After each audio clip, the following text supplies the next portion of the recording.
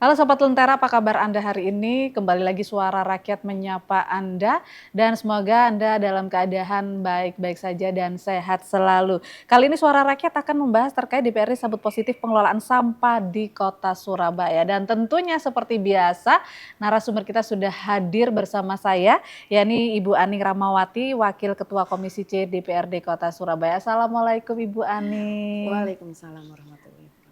Apa Jadi seger kabar? kalau Seger. ketemu Mbak Kety. Oh gitu ya Bu ya. Saya juga lihat Bu Aning nih seger, sehat. Dan tentunya ini Bu, kalau kita ngomongin masalah seger sehat ini harus kebersihan itu nomor satu. Betul ya Bu Sepakat. Aning ya?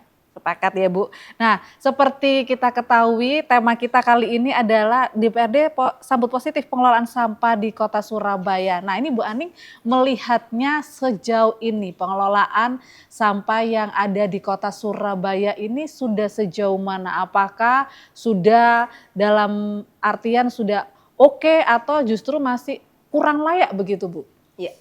Jadi untuk pengelolaan sampah Kota Surabaya saat ini Mbak Kety masih harus betul-betul ditingkatkan. Oke. Kita lihat visi misi wali kota, kemudian program wali kota yang ketujuh gitu ya. Salah satunya adalah penguatan pengelolaan sampah. Nah, di sini belum ada perubahan yang signifikan dari pertama kali wali kota menjabat sampai dengan hari ini. Dari 1.600 sampai dengan 1.800 ton sampah per hari yang dikirim ke TPA, Ya. masih belum ada pengurangan yang signifikan. Sampai dengan hari ini masih 1.600 sampai dengan 1.800. Artinya apa?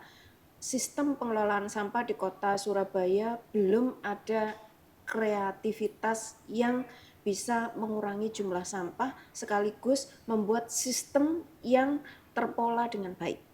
Kemarin sudah dicoba dengan menggunakan pengelolaan sampah kampung zero waste. Itu sebenarnya sudah sangat bagus, sudah sangat luar biasa. Setiap tahun bisa mengurangi 40 ton sampah per hari, sehingga kalau on the track itu sampai dengan 5 tahun ada 200 ton sampah per hari yang bisa dikurangi. Namun kemarin program kampung zero waste ini agak tergeser sedikit dengan yang namanya SSC. Jadi Surabaya Smart City ini memakai program lomba yang di situ akhirnya secara SDM di DLH sendiri tersedot ke sana. Padahal penataan kampung zero waste itu sudah sangat luar biasa. Kerjasama dengan akademisi, setiap kampung didampingi oleh satu universitas atau instansi yang ada di Kota Surabaya yang dia mengambil sisi pembinaan. Jadi tanpa pembinaan, tanpa pendampingan, ini sulit untuk merubah kultur, merubah budaya dari pemilihan sampah sampai dengan pengelolaan sampah organik. Bayangkan dari 100% sampah yang ada di Kota Surabaya, 30%-nya itu anorganik. 70%-nya organik. Nah, kenapa saya menyambut positif pengelolaan sampah Kota Surabaya? Karena DLH tahun ini, di tahun 2023, kemarin kita melakukan evaluasi terhadap Pengelolaan sampah APBD 2022 khusus untuk pengelolaan sampah, sehingga dibuatlah rekomendasi di 2023 ini harus ada pengurangan sampah 100 ton per hari. Akhirnya ada anggaran, ada program. Terobosan yang sekarang terlihat sangat signifikan untuk pengelolaan sampah adalah bekerjasamanya 16 perusahaan besar penghasil plastik di Kota Surabaya untuk bertanggung jawab terhadap sampah yang dihasilkan. Kalau selama ini mungkin pemilahan, kemudian 3R ya, 3R di Kota Surabaya, untuk DLA sendiri dari 190 TPS hanya 9 yang 3R. Artinya 181 itu hanya menampung dan membawa ke TPA, tidak ada 3R. Padahal kalau di Kampung Zero Waste itu mereka wajib 3R. Jadi wajib dipilah, wajib di-recycle, wajib di-reuse, itu semuanya wajib di 40 Kampung Zero Waste yang setiap tahunnya di-launching oleh pemerintah Kota Surabaya. Nah, dengan adanya pemilahan yang nantinya 16 perusahaan ini bertanggung jawab, otomatis dan di mana? DLH sekarang sudah ada BSIS, Bank Sampah Induk ya. Bank Sampah Induk Surabaya yang dulunya di luar, sekarang ada di DLH, di kantornya DLH, Dan ini yang nanti mengcover adalah kerjasama antara pihak pengelola, dalam hal ini mitranya DLH, dengan 16 perusahaan itu. Yang tadinya yang diterima hanya mungkin kalau plastik kemasan itu yang bagus, yang utuh, yang bersih. Sementara yang potongan-potongan, jadi kalau Mbak Kety memilah sampah, saya tuh memilah sampah loh ya. Iya. Bahkan mengomposkan sampah sendiri Oh, di luar rumah biasa itu. ya. Nah, itu biasanya kita kesulitan yang potongan-potongan, misalnya saset kopi. Saya itu paling sering kopi, karena kopi itu kalau kita potong dia mungkin terima yang besar, tapi yang kecilannya gitu Iya, ya. sisa-sisa yang Sisa-sisa. potongan itu ya, Jadi Bu ya. banyak sekali yang masih masyarakat tuh bingung karena tidak diterima oleh bank sampah. Nah, ini 16 perusahaan ini siap menerima. Jadi kalau kita total nanti ketika ini berjalan dengan baik, sudah MOU saya kira dengan DLH, maka 30% dari 1.600 yaitu 480 ton sampah per hari itu akan bisa terakomodir. Target wali kota 600 ton sampah per hari berkurang akan terakomodir dengan syarat kalau 480 menuju ke 600 itu ada 120 ton sampah per hari. Berarti 120 ton sampah per hari ini diambil dari organiknya. Oke. Kalau Anda melihat sendiri tadi sempat dijelaskan bahwa ini perusahaan-perusahaan ini sudah akan mengakomodir ya Bu ya, karena bank sampah ini tidak mau menerima yang kecil-kecil begitu. Nah mungkin Bu Ani bisa menjelaskan informasi lebih lanjut mengenai perusahaan-perusahaan yang akan mengelola sampah plastik yang ada di Surabaya, yang tentunya ini juga sudah MOU dengan pemerintah Kota Surabaya. Tentunya kan harus diketahui oleh DPRD Kota Surabaya apakah perusahaan ini memang sudah sesuai atau belum, jangan sampai anggaran yang dikeluarkan untuk pengelolaan sampah ini sendiri juga sia-sia gitu ya Bu ya? Iya, jadi Mbak Kety, saya perlu jabarkan dulu tentang anggaran ya. Saya kebetulan di Badan Anggaran. Jadi DLH ini selama ini dibandingkan Komisi C ya, DLH selama ini dibandingkan dengan Dinas Kesehatan, dibandingkan dengan Dinas Pendidikan yang full support terhadap anggaran ini jauh. Artinya apa? DLH dari 460 miliar untuk pengelolaan sampah per tahun itu kalau dibelajeti lebih lanjut, maka anggaran terbesar itu untuk typing fee pengelolaan sampah dengan PTSO di Benowo. 120-130 miliar. Kemudian biaya pengangkutan. Biaya pengangkutan itu bisa sampai 90 miliar.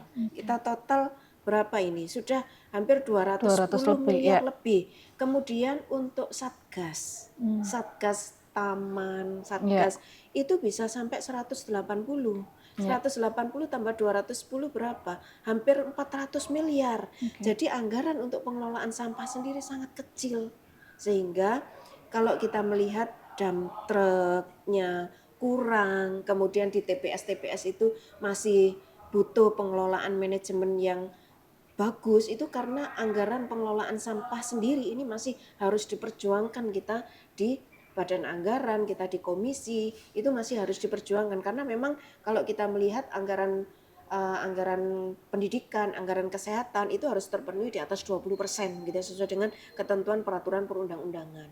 Nah, maka yang paling memungkinkan untuk pengelolaan sampah ini adalah 16 perusahaan tadi MOU dan manajerialnya harus diawasi penuh oleh DLH terkait dengan bank sampah karena hampir seluruh RT, hampir seluruh RW itu sudah punya bank sampah. Hanya selama ini satu. Bingung untuk pengelolaannya kemana begitu ya Bu? Daya beli. Jadi yang pertama harga. Harga yang dipatok oleh bank sampah dengan harga yang diinginkan oleh masyarakat itu masih ada kesenjangan. Jadi mereka menginginkan harga yang lebih. Kemudian yang kedua waktu pengambilan itu kadang tidak sesuai dengan, jadi numpuk di bank sampah, kehujanan ketika mereka bank sampah ini belum punya gudang permanen. Jadi masih banyak yang harus diperbaiki untuk bank sampah. Artinya masih banyak harus diperbaiki, kemudian juga tentunya juga DPRD Surabaya ini harus ada target untuk DLH sendiri terkait pengelolaan sampah khususnya tahun 2023. Jangan dijawab dulu Bu Ani, kita lanjutkan usai jeda berikut ini, tetaplah bersama kami.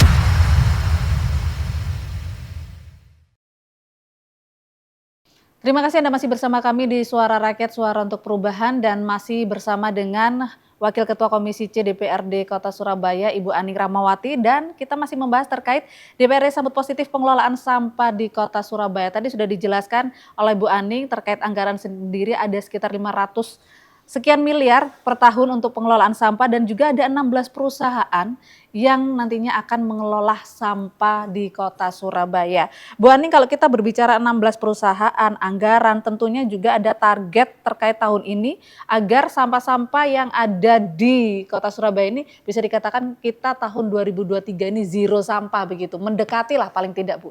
Nah, Anda melihatnya sendiri sebagai anggota Banggar dan juga Wakil Ketua Komisi C sendiri, target tahun ini seperti apa sih, Bu? Ini sudah Ya, tinggal beberapa bulan. ya. Jadi kemarin kita sudah tetapkan di rekomendasi P2 APBD Kota Ya, Surabaya tahun 2022 yang harus dilaksanakan di tahun 2023, ya. yaitu minimal untuk tahun 2023 100 ton sampah per hari itu bisa dilakukan. Untuk 2023-2024 600 ton sampah per hari itu harus dikendalikan. Oke. Jadi dengan cara apa? Yang pertama dibangun TPS 3R. Ya. Kalau kemarin hanya 9, maka Ya. 2023, 2024 ada 5 yang akan terbangun Oke. untuk TPS 3R. Oke. Jadi TPS 3R ini membantu memilahkan sekaligus untuk organik dan anorganik. Jadi anorganik tidak lagi dibawa ke TPA Benowo, tapi sudah berkurang yang ke TPA Benowo karena sudah di recycle di TPS 3R. Kemudian organiknya sendiri juga dikurangkan. Jadi kita bisa menghitung dari TPS 3R itu bisa 40 ton sampah per hari berkurang. Terus kemudian yang kedua, dari seluruh bank sampah, insya Allah running well ini sudah bulan Agustus ya, September, Oktober, November, Desember, 4 bulan kita berharap running well karena bulan kemarin DLH sudah tanda tangan MOU begitu ya, cuman belum kita panggil progresnya seperti apa.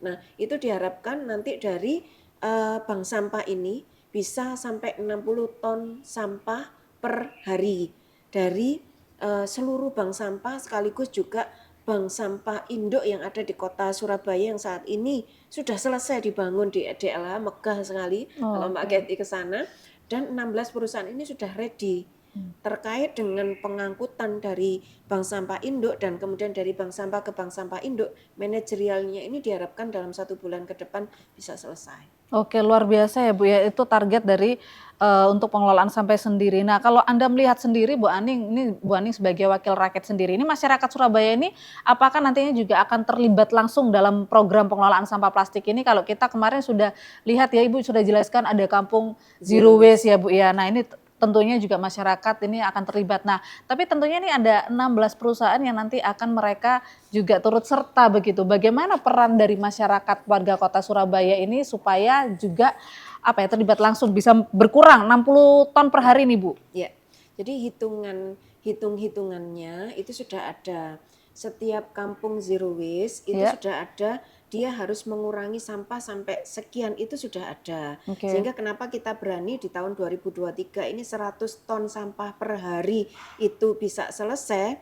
Dari TPS 3R sendiri kan 40, 60-nya itu nanti dibagi di seluruh bank sampah. Jadi selama ini Mbak Ketty alhamdulillah ada 5 rayon ya. Mulai dari Surabaya Barat, Timur, Utara, Selatan, Pusat. Nah, di 5 rayon ini di konsep Kampung Zero Waste itu sudah ada koperasi. Oke. Koperasi dari bank sampah yang ada di seluruh RT, di seluruh RW. Nah, inilah peran masyarakat. Jadi dia memilah kemudian menjual. Kalau dulu, nah ini bedanya. Kalau dulu harganya mungkin tidak sesuai, ini kan diatur di bank sampah nanti dan dikontrol langsung oleh DLH. Ya. Maka di sini diupayakan harganya sesuai. Kalau dulu pengambilan sampah ini secara waktu belum termanage dengan baik, sekarang termanage dengan baik. Terus kemudian yang ketiga, kalau dulu masih ada residu Ya. yang itu besar, maka diharapkan ini dengan 16 perusahaan besar ini residu tidak ada lagi. Sehingga masyarakat ini bisa memilah antara organik, anorganik, dan residu. Nah, Oke. residunya ini nanti ditampung oleh bank sampah induk yang dulunya bank sampah induk ini tidak menerima. Oke. Bedanya di situ dengan Oh, sebelumnya. ada perbedaan begitu ya Bu Ani Ya, ya. Bu Ani betul. kalau kita lihat sendiri dari DPRD sendiri ini langkah konkret yang nantinya akan diambil untuk program ini supaya program ini berhasil dan juga lancar. Ini nanti apa yang akan diambil? Karena kan tadi juga sempat dijelaskan bahwa belum ya, belum dipanggil ya Bu ya terkait Ya, apa DLH dan juga ya, apa namanya 16 perusahaan tersebut. ya. Jadi yang pertama kita sudah melakukan evaluasi triwulan 2 kali, triwulan Ya. pertama, triwulan kedua.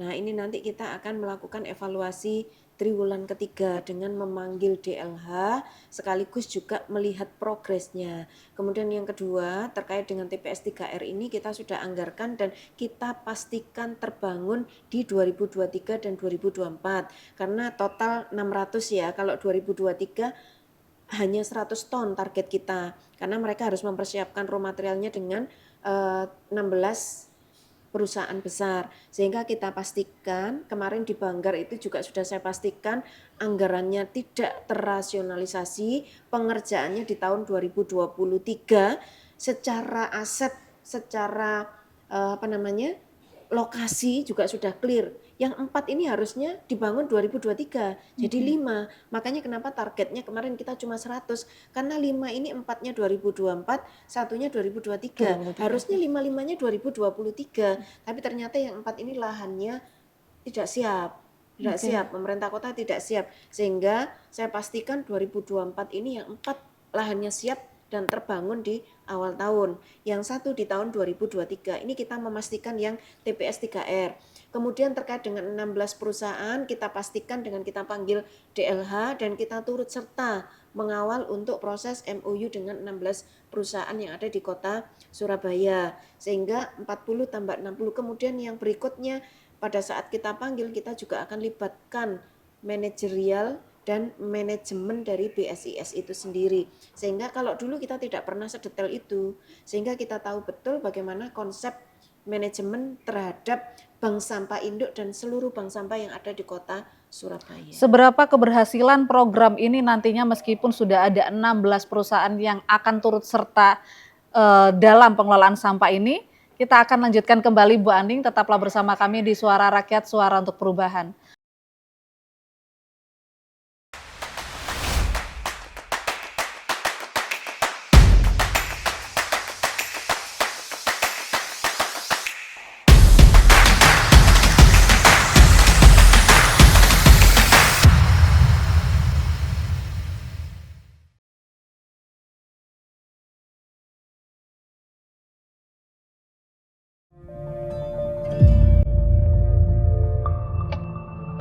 Berhasil melakukan penghematan anggaran sebesar 32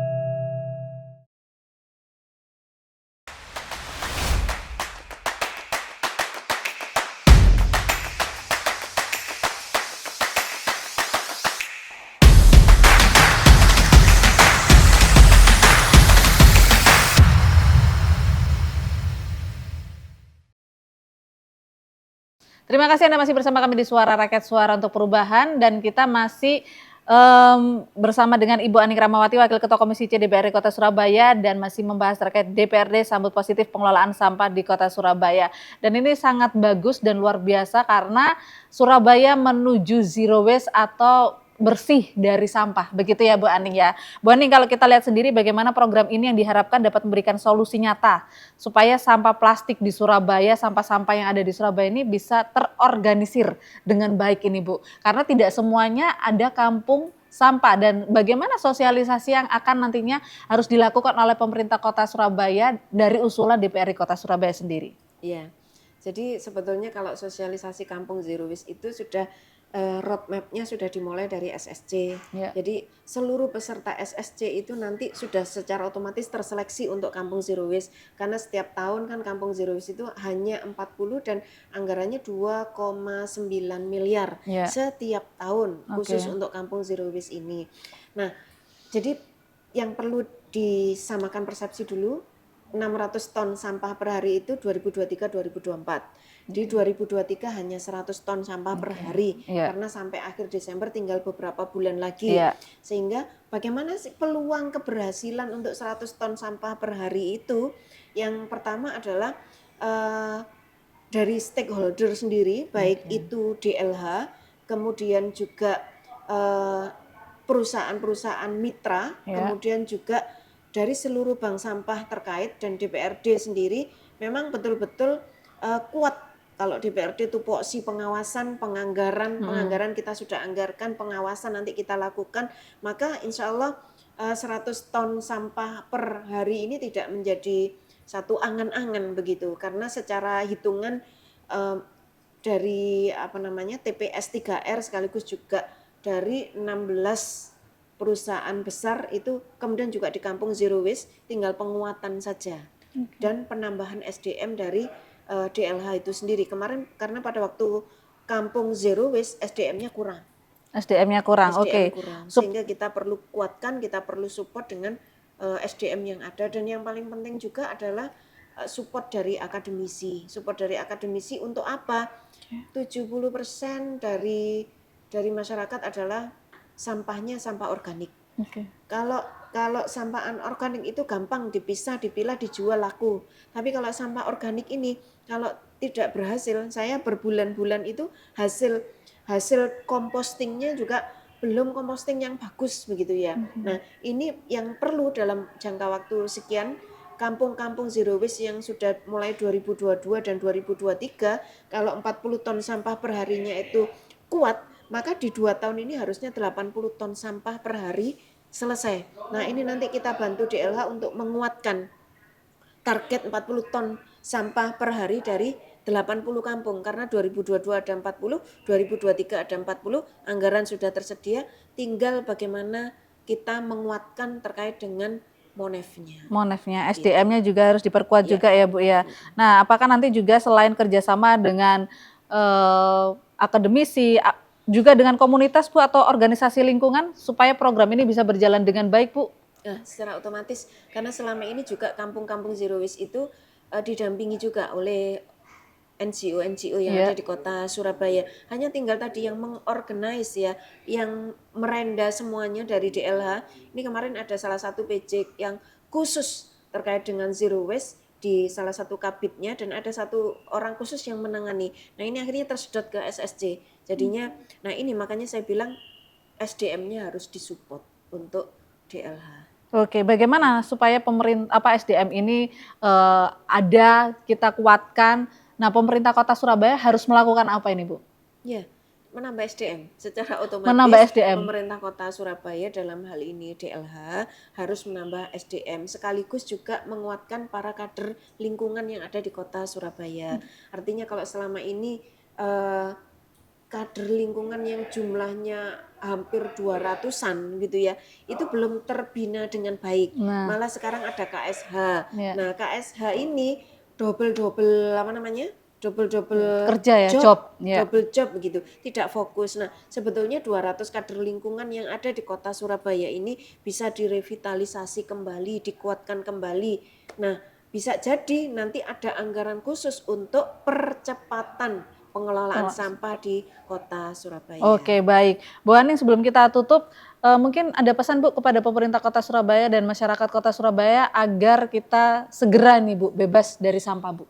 Ya, jadi kepada yang pertama stakeholder tertinggi baik itu wali kota, wakil wali kota dan seluruh OPD yang ada di Kota Surabaya yang membidangi terutama Dinas Lingkungan Hidup, keseriusan dari pemerintah Kota Surabaya baik terkait dengan anggaran, kemudian support SDM, kemudian juga regulasinya ini sangat dibutuhkan sehingga keseriusan pemerintah Kota Surabaya terutama dalam menerapkan kemudian melakukan menjalankan janji wali kota dan wakil wali kota pada saat kampanye terkait dengan Surabaya rapi, bersih dan hijau, diantaranya adalah pengelolaan sampah. Ini harus segera ditunaikan, dilaksanakan, disempurnakan sehingga nanti menyelesaikan jabatan amanah sebagai wali kota Surabaya dan wakil wali kota Surabaya ini bisa memuaskan janji politik kepada masyarakat. Kemudian yang kedua, kepada masyarakat Kota Surabaya, baik itu yang tergabung dalam Kampung Zero Waste atau yang masih mau menjadi Kampung Zero Waste, mari kita bersama-sama bahu-membahu untuk apa?